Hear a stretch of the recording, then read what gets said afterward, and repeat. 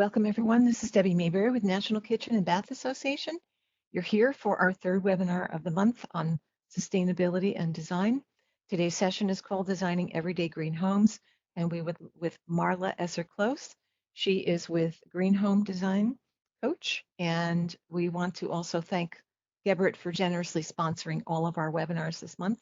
And now I'm going to turn it over to Marla, and if you're available, we're ready to get started, Marla. Thank you. Well, good day, everyone.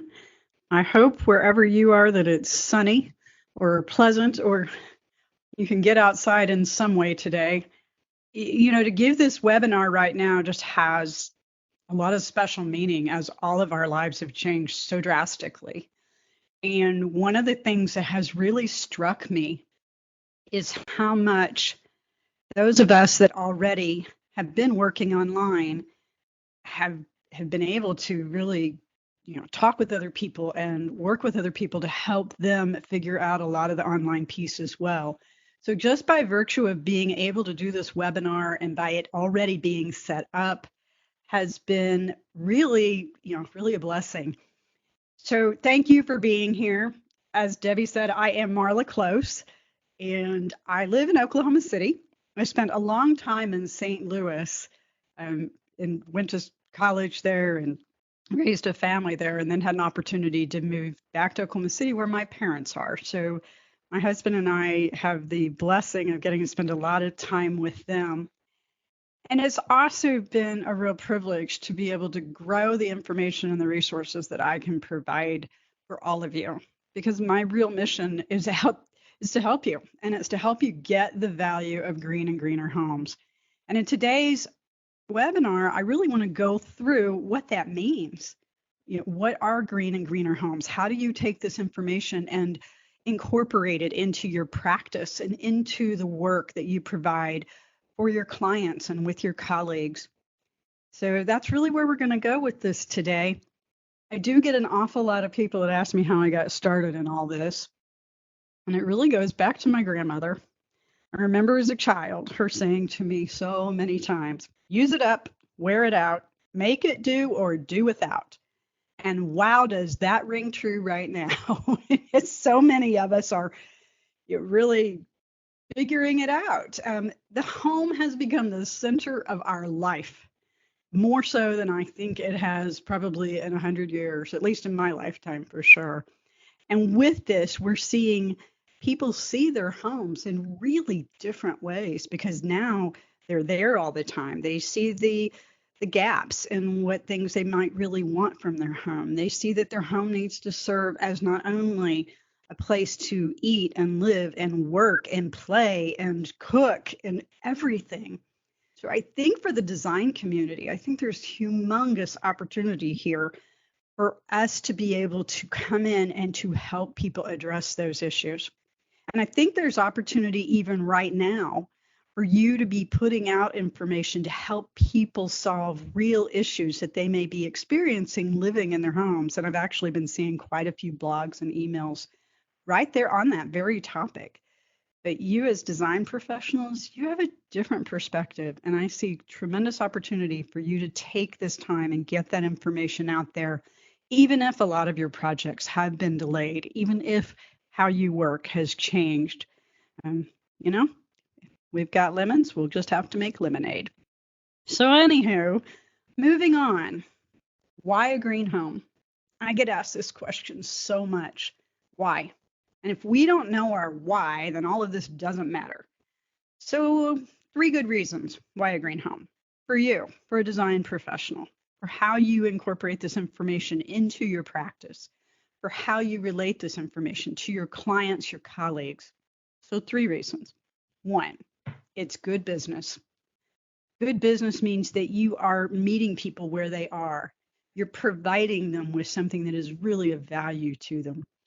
Good business means that you're really listening to them and you're hearing their pain points. Good business means you've got a different relationship with someone as a client rather than it just being a transaction. So one way to do that is share your values.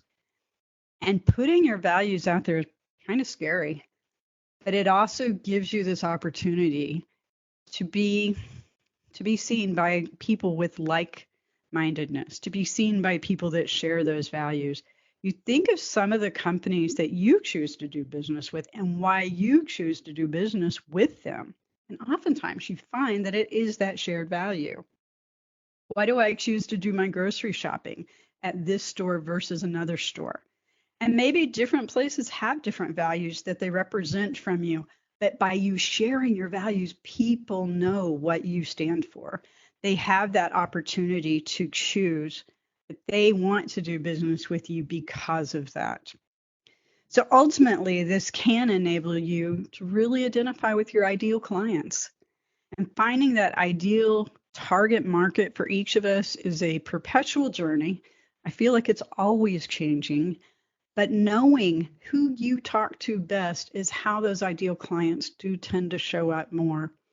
And by sharing your green values, by knowing that you stand for something, and you may never call it green, and that's fine. There's a lot of ways we talk about green that are benefit oriented or the value proposition of it. We'll talk through a lot of that today. But understanding what they want, what those values are, is going to give you that many more opportunities to relate and to find and connect with your ideal clients. And green and sustainability built into your practice, built into the home projects that you work on, is an excellent way to do this. But how? How do we go about this? Well, let's start with some basics of what a green home is and why this all matters. So first and foremost, in my definition, a green home is a home that looks good and performs well. So think about that a minute. You've been in the look good business probably all of your career, but how much have you focused on the perform well? How do you go about helping a home or a project to perform well? And we look in the magazines and everything's about the aesthetics. It's about the look. How many times do you know someone that's moved into a home and then they have a room that they can't use? They close it off. It's uncomfortable. Or there's another room where the glare is so bad they can't sit in there. Or perhaps they've got a home that just doesn't serve their needs anymore. The kids have moved out, the family's grown, so it doesn't perform for them anymore. Matter of fact, I'm going to bet that a lot of you get called in for design projects specifically because the home is not performing well. So thinking about it in terms of both sides of that coin is the very premise and the very base of what green and greener homes do. You'll notice I said greener homes. That means every home has potential to be a greener home. Every project that we can bring to a home gives it the opportunity to up level, to be a better, more encompassing. And you're also going to learn a lot of words to get tied into this whole green world. You'll hear words like sustainability, high performing, energy efficient, water efficient, resource efficient. And green has so many different facets. But really what we're out to provide is a better home, a home that looks good and performs well. So let me suggest how we'll get there today. First and foremost, I want to take you through the 6 categories of things and practices that can happen, that you can do to make a home healthier, safer, and more comfortable. Those benefits are what we'll also concentrate on to help you understand how these projects can tie into meeting the needs of your clients in maybe a different way. We'll talk about 5 or more things that you can do right now to get started and how to prioritize these projects so that you're responding to what's really important to you or to your client. And then we'll talk a little bit about how our buying decisions impact our families, our communities, and our world.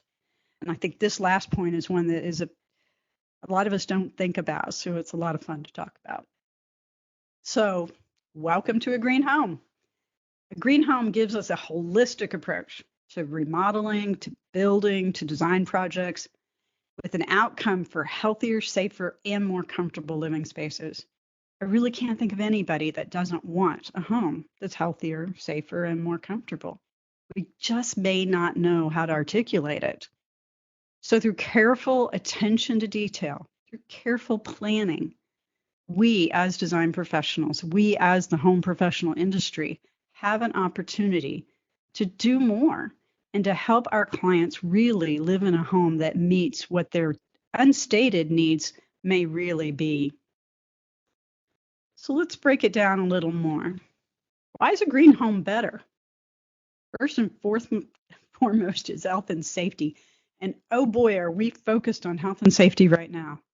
I see tremendous opportunity in a post-COVID-19 world for us to bring this characteristic of homes to the forefront.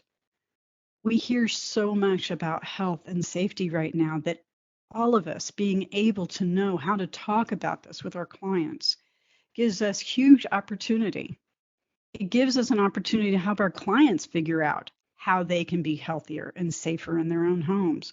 A lot of us have had to learn and react very quickly for the very real ways of dealing with that right now, dealing with that with the virus. But how do we deal with that on a bigger level? How do we deal with that going forward? And that's where the green components really come in. So you get an opportunity to help reduce the contaminants and the pollutants and the toxic ingredients and chemicals that may be coming into a home through the furniture, through the furnishings, through the fixtures, through the paints, through all kinds of things where we just don't even really know what's coming into a home. We also have opportunities to help get out the stuff that we do bring in. You know, I just don't know a way to guarantee anything's 100%. Would never want to. But ventilation is such a hidden thing. We just don't think about it a lot. And having fresh air via ventilation is a great contribution to health and safety. So another one to think about. And then there's cost savings. And I think this is where a lot of us go first when we think about why a green home is better, is cost savings. And for some generations, this is the first thing they think about. For a lot of younger generations, it's not the first thing they think about. So utility costs, that's the one we all really start with, right? And that's definitely a big part of the operation costs that we pay for our home, especially on our heating and cooling. But what about the other costs? What about the cost of buying equipment? What about the cost of maintenance? What about the cost of replacement? We have opportunities to help improve the cost savings or have things cost less by taking these considerations into mind when we're speccing items for a project. What if you could have a design process that not only helped to save money in utility costs, but also could save money with a more durable, long-lasting solution? Choosing more durable materials, choosing more durable systems. I'm finding a lot of people of many different generations right now are very interested in having a home that works better for them. A lot of us really just don't want to spend all of our free time working on our homes. And that's where that better maintenance and better durability really pays off. And then there's comfort. Oh, comfort. Wow, this one is hard to express. Think about it. How do you explain what you expect in comfort? How do you explain what you expect in comfort in your home? I mean, this is so individualized. Each of us has a really different take on this. But let me start with some things that tend to be commonalities. So number one, we want it to be warm or cool where and when it should be. And we really don't like drafts. So having a home that's free of drafts is really pretty important. And having an appropriate humidity level. This is one I don't think a lot of us think about. But having the ideal humidity level not only helps us feel better, but it also can keep the nasty stuff out of the home better. So we really get some opportunities for some twofers in the comfort area as well. So all of these elements of green and green homes, they combine, they all work together. I mean, what? A house is a system of systems anyway, right? So they have to work together. But that's how we start providing the creature comforts that are important to each of us individually. That's how we start providing the health and safety benefits that we really want, but we may not know how to approach. And lastly, why a green home is better is resale. And right now may not be the best time to think about resale on anything, but there will come a time again in the future when this will be important. And we find that green and greener homes, especially certified homes, hold their value better. They have a better resale value. They spend less time on the market. And we've even seen homes with green certification sell up for 30% more than other homes in their market. Now, obviously, that depends a lot on where you are, what the market's like. But the fact that this opportunity exists is one good reason to think about it this way.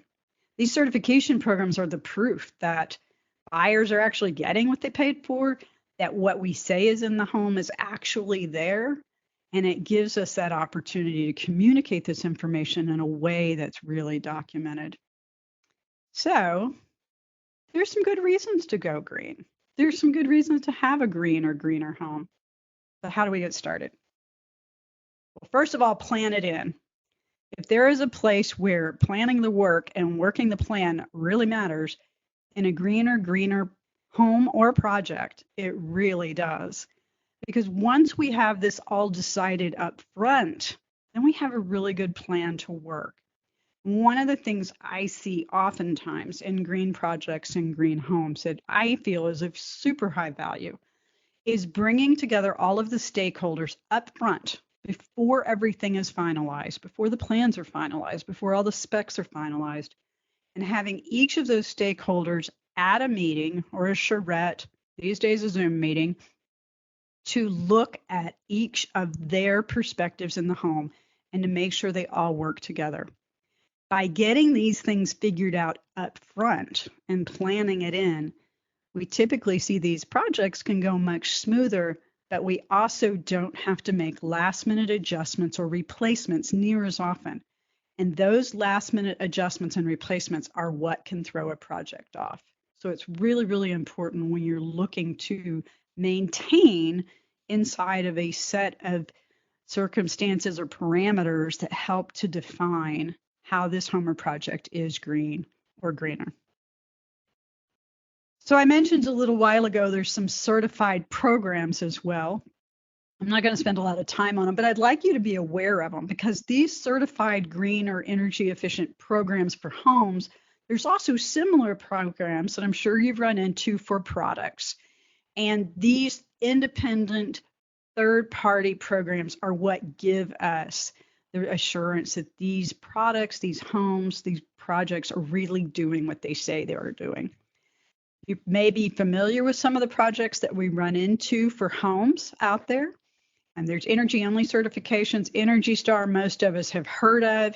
It has a very comprehensive energy efficiency program for new homes. And they also have quite a bit of guidance on energy efficient upgrades to existing homes.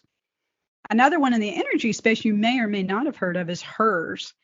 And this is the Home Energy Rating Scale. And it actually offers a number that is akin to a miles per gallon would be for a car, but it gives that kind of a number for a home.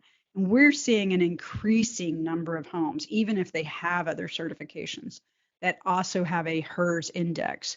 It's a great way to compare the energy efficiency of different homes. And I know when I bought my home, we looked for a home that had at minimum a HERS rating. And that's at least one indicator. In the green side, you'll see the National Green Building Standard. It's an ICC 700 standard. And this one's endorsed by the National Association of Home Builders. So if you've been to KBIS, partnered with IBS, then you'll see quite a bit of this on the show floor, especially in the high performance zone. And it is a program that is written much like a code, and it has a very comprehensive section for remodeling projects. I've actually done a number of projects with the remodeling component, and it was really easy to work with. There's even guidelines for how to certify an individual room. I haven't seen as many people actually certifying the individual room, but we are seeing a lot of people use this guideline to get them through hitting the highlights of a green project for an individual room. And then lastly, I'm sure many of you have heard of LEED, and LEED also offers a home program. So that's one that we many times know from the commercial and industrial world. So, okay, but what makes a green home green? And there's 6 different categories of things, stuff, and practices. So intellectual design, intellectual capital, as well as physical things or stuff that have to come into a home. And that combination gives us 6 categories that we look at to determine a green home and how to make it, that holistic approach. Again, we've got a system of systems in homes. So all of these categories work together. I base this on the National Green Building Standard because it is broken up into these same 6 categories. But I find they're an excellent way to have a conversation about what goes into a green home or a green project and how they all work together. We start off with place, or where a home lives. And this is how the home and the land it sits on actually interact with each other.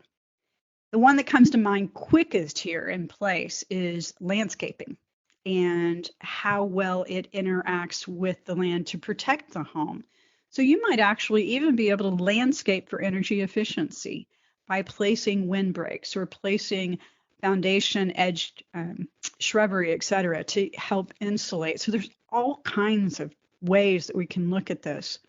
We'll look at where the home is in the community. Is it a walkable or rideable area? Do they have access to public transportation and community resources? We'll look at rainwater management and how well the property actually handles stormwater. Does it retain it on the property or does it send it into the sewer system? So there's a number of different ways that we can look at this, even how the home is oriented and how we handle the light and the glare that comes from the different directions. So there's so many ways that we can look at place and where this home lives.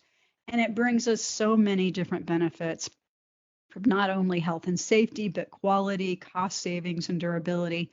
And you'll find that in each of these 6 categories, I've put the possible benefits down in the lower right-hand corner. You'll find that many of these offer contributions to many of the benefits that we find so important in our homes. So next is home stuff. And this is the stuff that makes a house a home. You think about it, all these resources and materials and products come together, individual components, and they make this beautiful home. This thing that's really the master creation of all these individual components that on their own may or may not have as much value. So all of these resources get counted in, and we start with finding ways to use those resources in the wisest way possible, to optimize as much as possible the use of these resources, to not use any more than we need to. And that's really kind of a basic component, but sometimes we don't think that way. This also looks at ways to preserve the resources that we have put into a home. Things as simple as front and back porches and overhangs on our roofs help to protect the building envelope from the elements, from the wind and the rain. So they help to prolong the life of those elements and those resources. We may look at what the materials are made of. Are they made of recycled materials? Are they made of materials that can be easily renewed, that are biologically based? So we have many, many different options. One of the things that I love about this approach is that there's many ways to approach any of these categories. And we as professionals have the opportunity to choose the practices and the products that make the most sense for our project. And having that choice of a large number of practices and products gives us that flexibility. So this philosophy, this works equally well in single family homes, multifamily homes, remodeled homes, new homes, urban homes, country homes. So that flexibility is really, really key. Next is energy. And boy, oh boy, do I think this is where we go first. Energy efficiency, I think, is the first thing we think about when we start thinking about green or ways to improve a home. And it's a big, big factor in our home. So it's understandable why we go there. But it's not the only one. And energy efficiency, ironically enough, is also tightly coupled with the air quality and health and wellness factor. So when we get to that section, you'll see how there's opportunities for the two to play together. So energy efficiency really kind of starts with the structure of the home, the building envelope, the walls, the windows, the roof, the foundation, and the importance of that structure to protect the inhabitants of that home as well as the home from the elements. And then from there, we add in the systems, appliances, lighting, so many things in our homes that take energy to operate. So the more we can design in the efficient use of that energy, the better we are. We may choose to add renewable energy, and that's definitely something else that can be done, but it doesn't have to be where it starts. It really can start with the wise use of resources. The other phrase my grandmother used to use with me a lot was waste not, want not. And you know what? If we only use the energy we need, then we leave some for everybody else without the need to have to keep making energy that may or may not actually being used. We waste a lot of energy in the way we do things right now. So you can think about the heating and cooling systems, the ductwork, the insulation, the air sealing, all these factors. Now, you may not be as involved in this aspect of the home since it tends to be more on the building, the remodeling, the actual structure side, but making design decisions that incorporate in good, solid practices for energy efficiency. So think if you're doing something on an exterior wall, you want to make sure that you're recommending that that wall be well air sealed, well insulated, and that windows are properly installed so that it goes back together better than when we started. And that's where we as design professionals really have an opportunity to contribute. The other big area that we have an opportunity to contribute is in the selection of appliances and lighting. Choosing Energy Star appliances just is the easiest way to do this, but at a bare minimum, choosing energy efficient appliances, also choosing energy efficient or even Energy Star qualified lighting. LED lighting now has so many beautiful options and so many ways to add to the design of any project. And there's so many options out there now. There's just really no reason not to do it. So next is water. Water wisdom.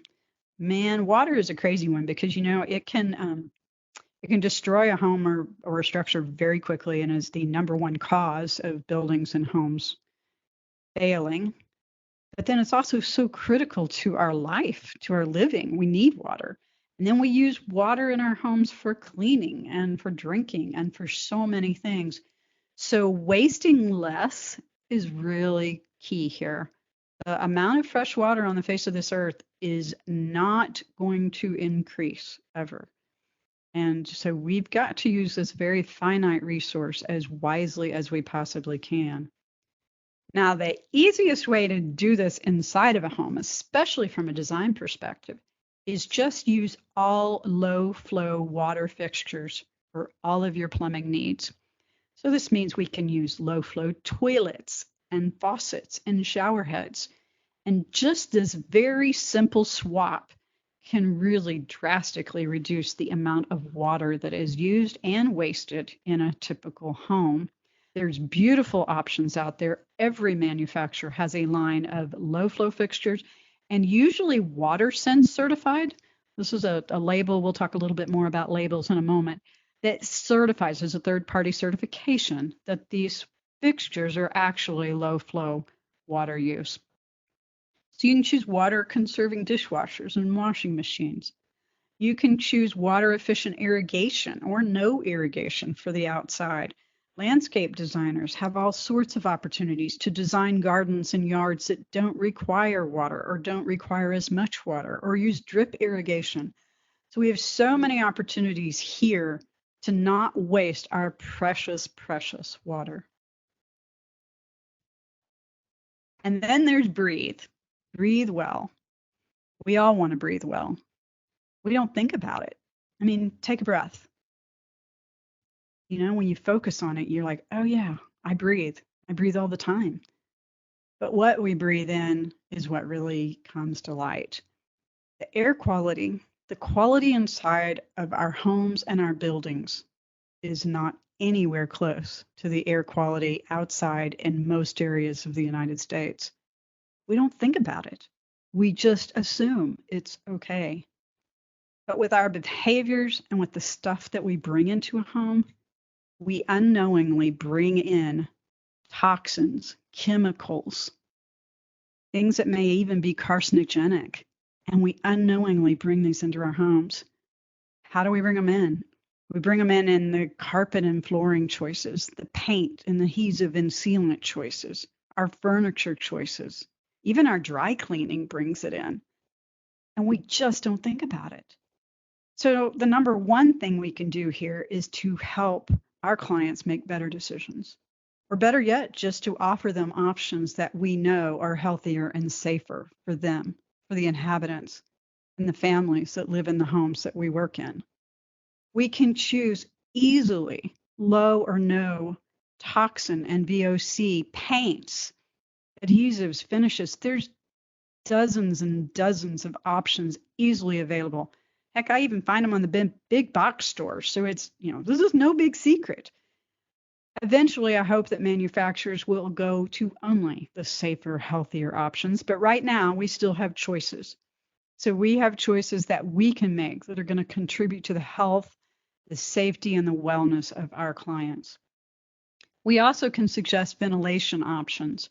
And this may be as simple as a bath fan to help draw some of those toxins out of the home, to help draw the moisture out of our bathrooms and kitchens. Okay, wait, we can't have a bath fan in the kitchen, but we could have a rain hood, or we could have some other form of ventilation in the kitchen.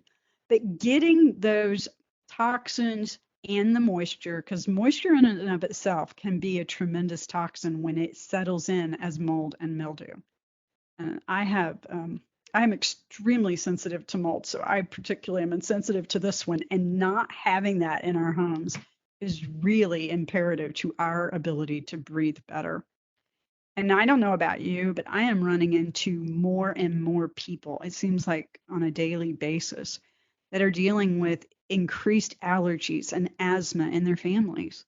And a lot of it is being linked back to many of the environmental toxins that we live in every single day. So getting these out, better filters for our heating and cooling systems, better ventilation, any way we can to get out what we invariably are going to end up bringing in. Even if we're being super cautious, some of it still comes in.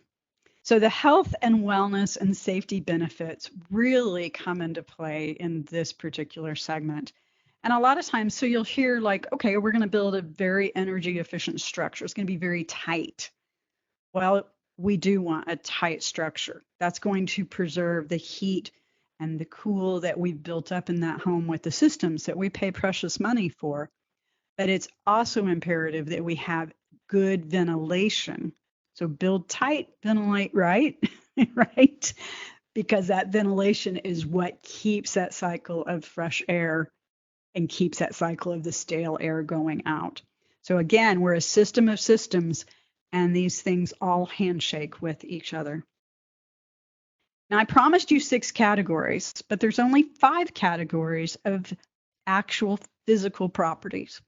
So the last category we'll come back to in a moment, but I want to go through some of the choices that we have to make, especially in the design profession. There's so many choices, so many products and materials. How do you choose? Where do you start? So first off, choose different. Think what's important. Think how it matters. Think how it aligns with the values. Think if money or budget is a consideration, which I think it is in every project. Think how time matters. Think how much saving time for your client matters. Give these different ways of perspective when you're making the next round of specifications and designs. And a really easy way to start is thinking about what I call the most rooms.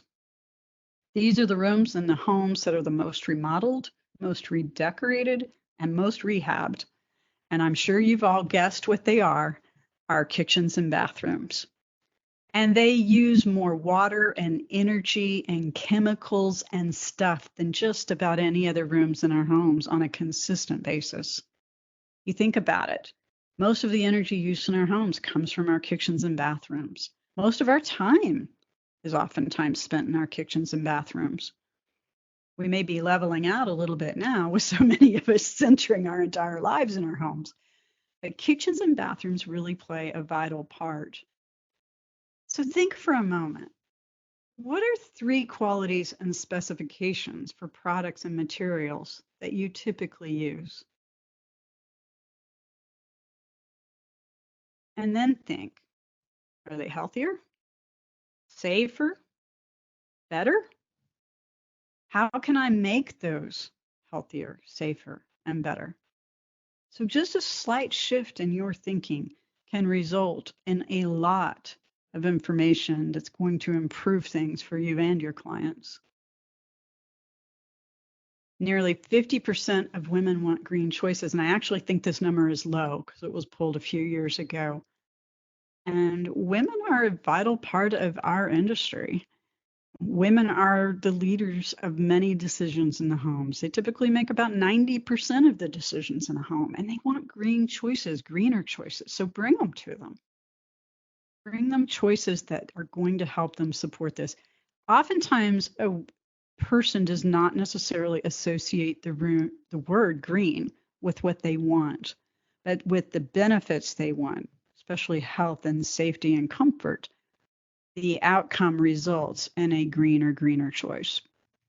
So an easy way to find those green and greener choices is through the use of signposts, or green labels, as I call them. And we've talked through a few of these as we've been talking today. But looking for these labels is an easy shortcut to know that that product actually does what it says it's going to do in terms of less toxins or less energy or less water usage. And it saves you a lot of time and energy researching products if they already have this label. Some of these labels I'm sure you're very familiar with. Let me just give you a quick sense of them. And then if you have additional information about labels available for anything else, please get in touch with me personally and we will figure it out. But Energy Star for energy, the KCMA Environmental Stewardship Program we see for cabinetry, Green Label Plus for carpets and flooring. There's also another one I don't have up here called Floor Score that we see with a lot of flooring.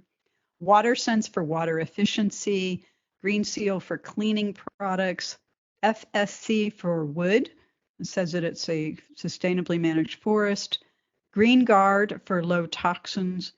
The 3 triangles for recycled, I'm sure you see that. Design from the environment. Oh boy. That one has a lot of different components from the EPA. Matter of fact, several of these are from the EPA. And then certified cradle to cradle. I don't know how much y'all have been aware of this one, but this one says that it is a complete, think of it in a circle. So the outputs from any process become the inputs for another process, so that they complete the circle. And if you think of the way most things are manufactured, used, and disposed of in our economy and our world right now, it's linear. So we make something, we use it, and then we throw it away, and it goes to a landfill. So step, step, step. Whereas in a circular economy, it would be something's made, something's used, and then it becomes an input for the next cycle. Maybe that plastic is reground up and used to make something new. But this whole way of thinking, you've heard of circular economy, and the cradle to cradle certification kind of mimics that. So choose 5 things. In a kitchen and a bathroom, it's pretty easy. So let me just point out 5 quick things in this kitchen that could be green and greener choices. Energy efficient lighting, a low water use faucet, KCMA certified cabinetry. You can't see the tile floor too well, but that tiles are usually made of a high content of recycled product. That would have a recycled content, and we may have low toxicity in our kitchen cabinetry as well. The countertops may also, I can't tell what kind these are from this picture, but they may also carry a certification. We've got a ton of different countertop options, and many of them play in the certifications. We do the same exercise in this bathroom. Let me go on to some that we didn't talk about, such as window coverings.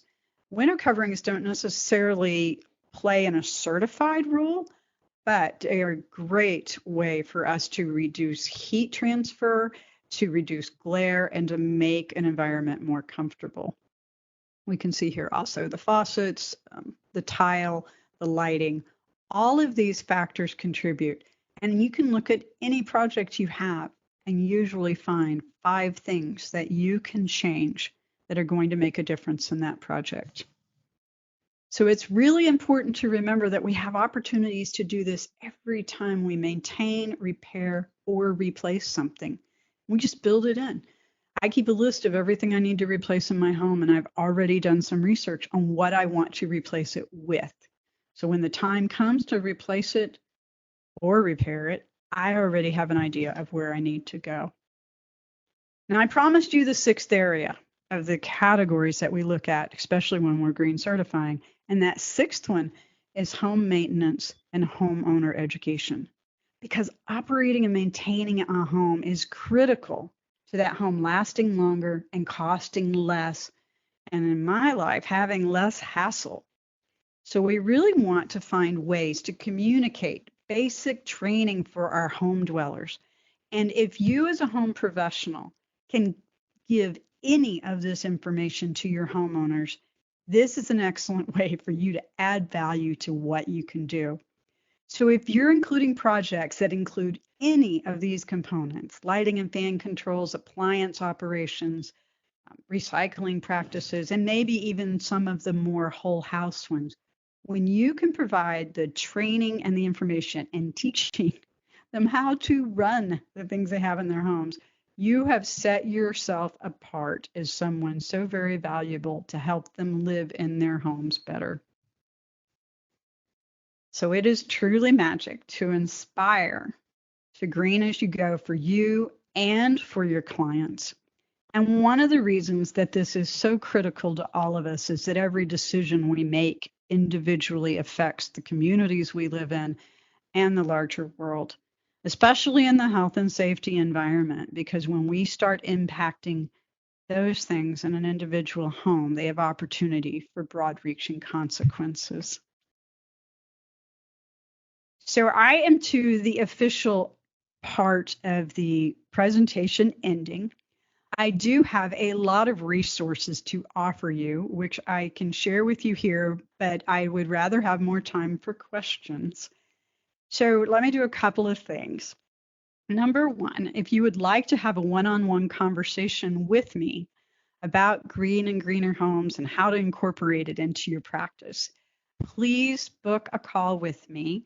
My Calendly link is right here on this slide. You'll be able to click on it from the slides that Debbie sends you tomorrow, or call me or find me on Facebook or Instagram or on our website. Any place that you can find us, I would be super, super happy to have a call with you and a conversation on how to get you started.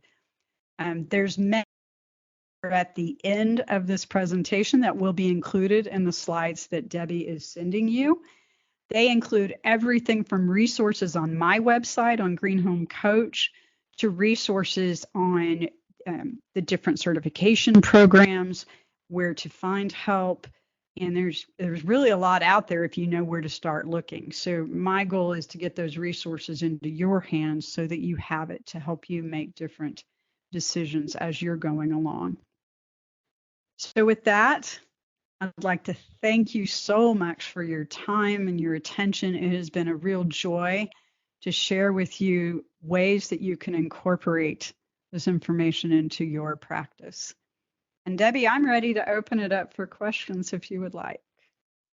Oh, thank you so much, Marla. This has been so interesting. And once again, we want to thank Gebrit for their generous sponsorship for our webinar series this month. And so a couple of questions have come in. When you were talking about certification organizations, someone mentioned Certified B Corps is another new one. And I was just wondering if you had any information on that. You know, I don't have a ton, but Certified B Corp, that is what you said, right? Yes. Okay, sorry. So this is an actual certification for an incorporated body, like a company. And what it says is that they put people, planet, I forgot one, people, planet, there's the three P's, profit, um, into consideration with everything they do in their company. And it is indicative of a company that looks at the considerations for what they consider, success for their company. It puts them on a different conversation path. So whereas many traditional companies that are incorporated or S corps or C corps, profit may be the driving force. By somebody going the extra mile and getting a B corp, they're saying, we're going to do it differently. We're going to incorporate things that put all of these on equal footing, the profit, the people, and the planet. Does that answer the question? I think so.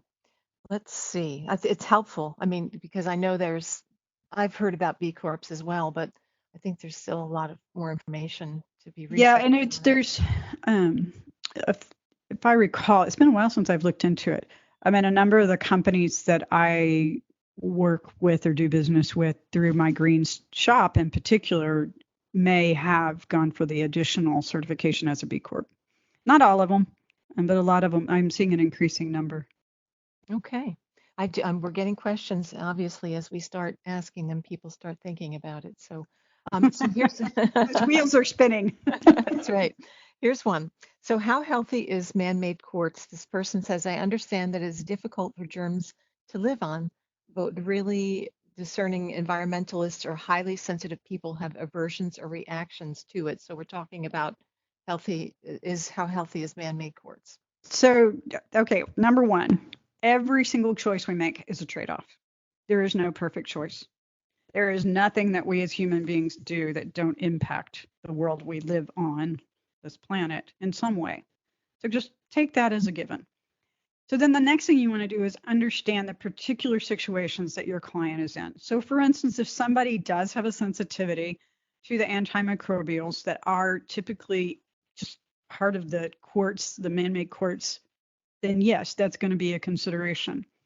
But I personally like quartz a lot, my personal opinion, because quartz is mined in a way that is not nearly as destructive to the earth as when we take slabs of stone out of the sides of mountains. So again, you've got to choose which is most important to you. Now, there's other countertop options. There's concrete countertops. There's, typical laminate countertops. And there's even some laminates that claim they are more sustainable. Again, we have to look at each individual product. Other thing to be careful of is not to look at, if a company's going to make a claim, we need to make sure it can be backed up. And that's where these third-party certifications come in particularly helpful, because they help us to know somebody else has said they're doing what they say they're doing. So for instance, if somebody is using a word that says we're all natural, or we are less, what's the word? Less material of a certain kind. If they can't back it up, then it's just marketing hype. So that's the other thing to look at. So two considerations here. Number one, look at what is most important in the trade-offs. Because some people, natural may be more important. To other people, something that's sustainable or easily renewable may be more important.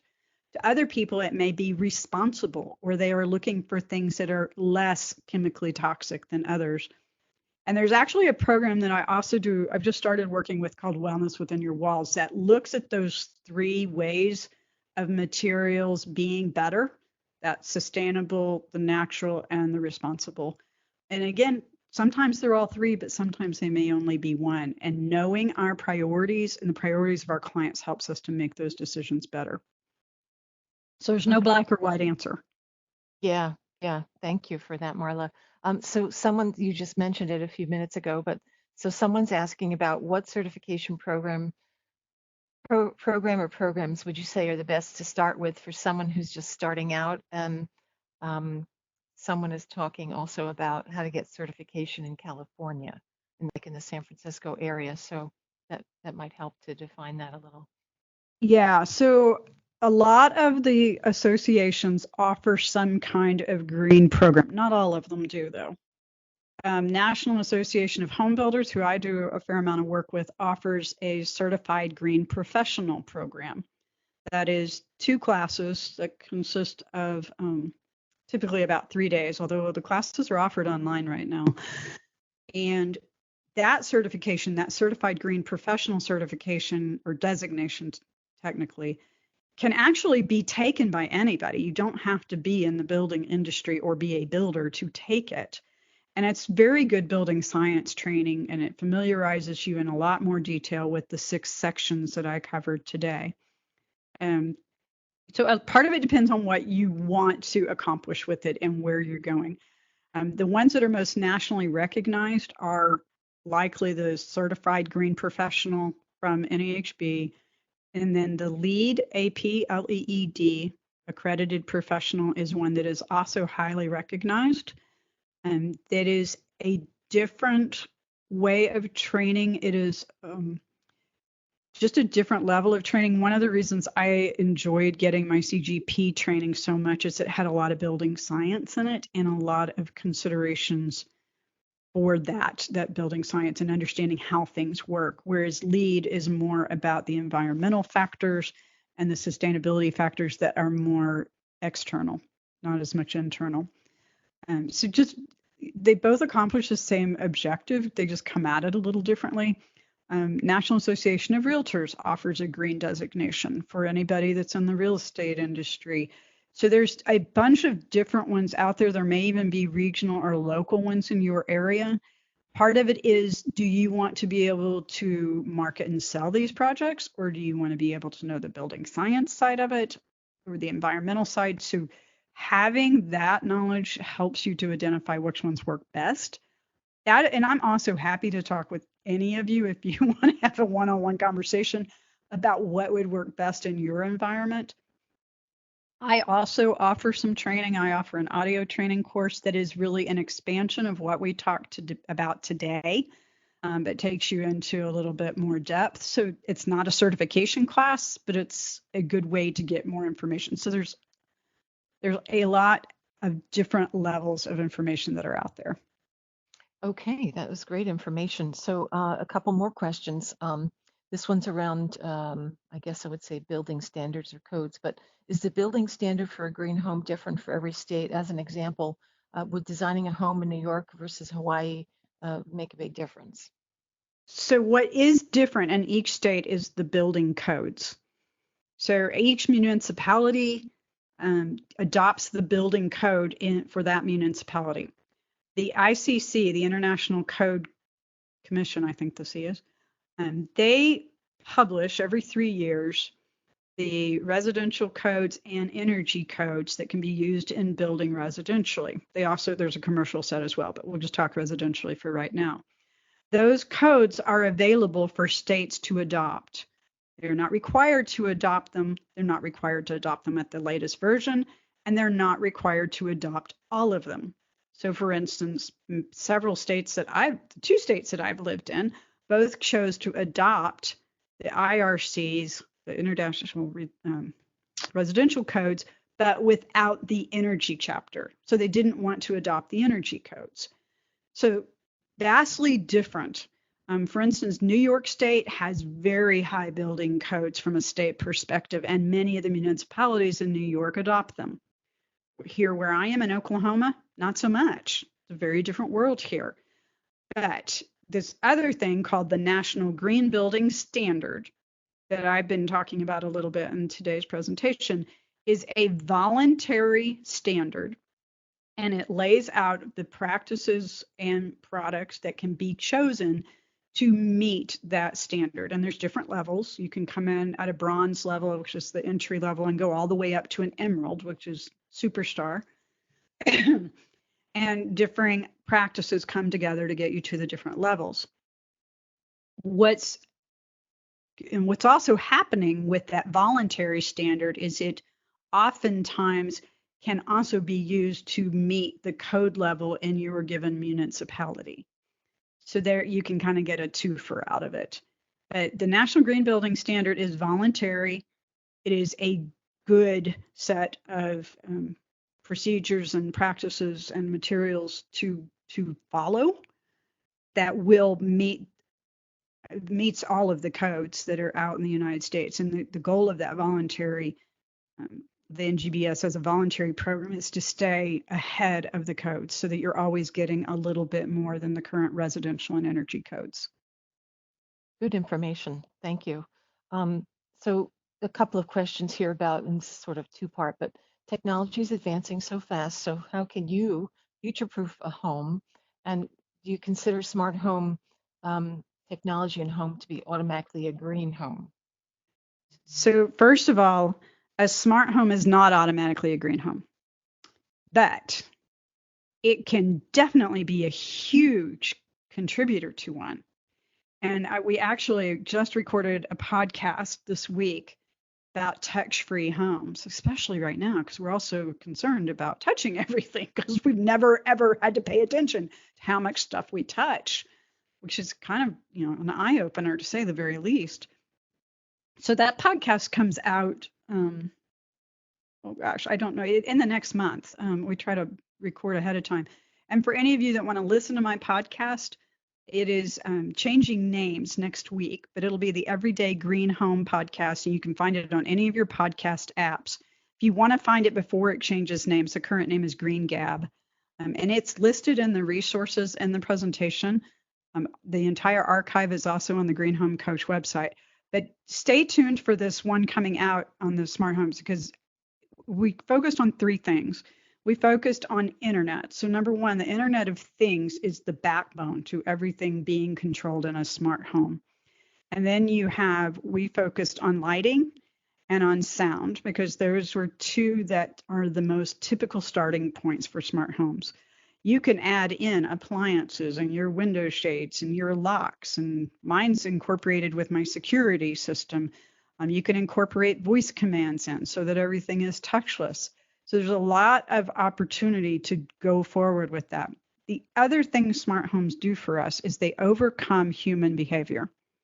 You've all heard us talk about habits.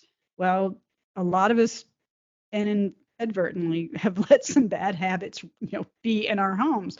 We may forget to turn lights off, or our teenagers may forget to turn lights off, or turn the fan off, or the TV, or the sound system, or whatever else.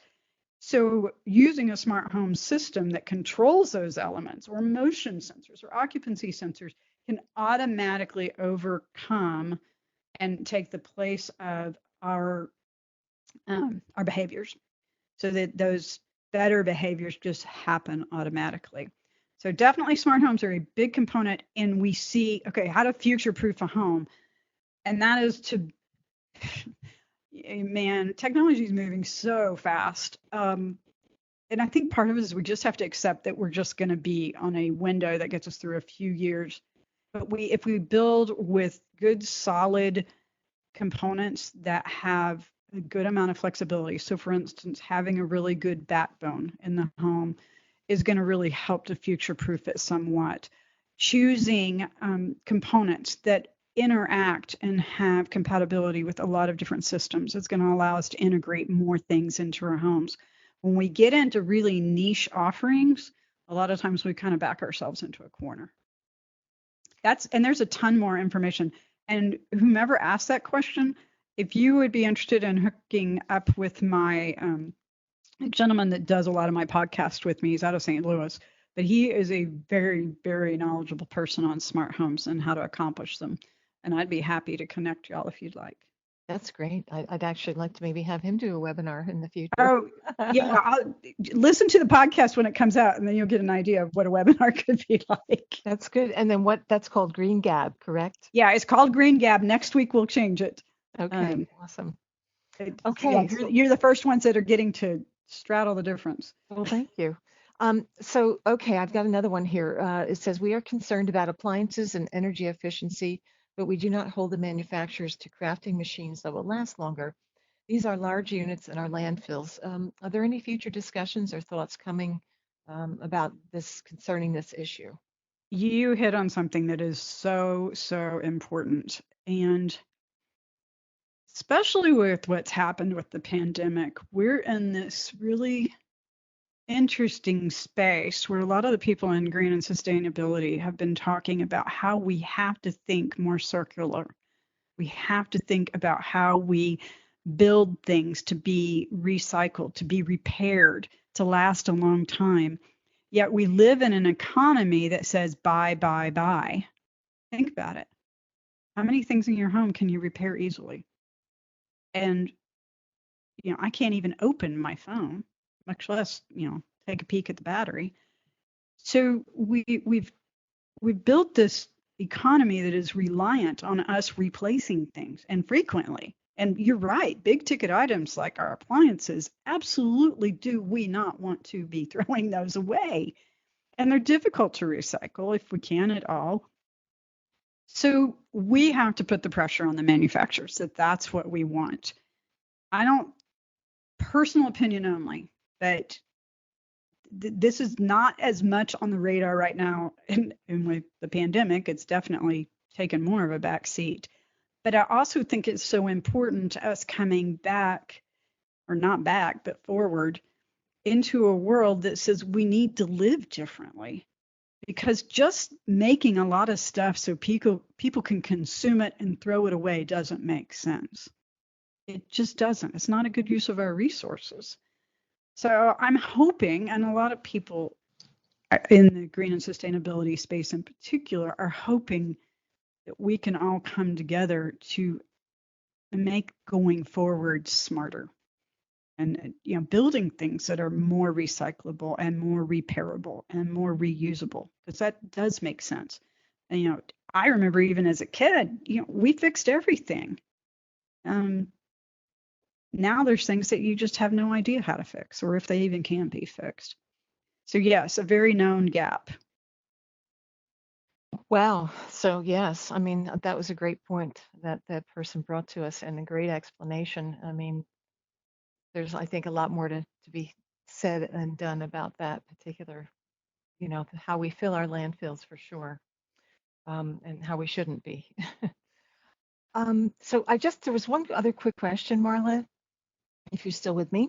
Yes, ma'am. Okay. So I noticed someone was asking me about, excuse me, asking about how long does it take to get some of these certifications. So I don't know. I guess it depends on a lot of things, but do you have any insight into that?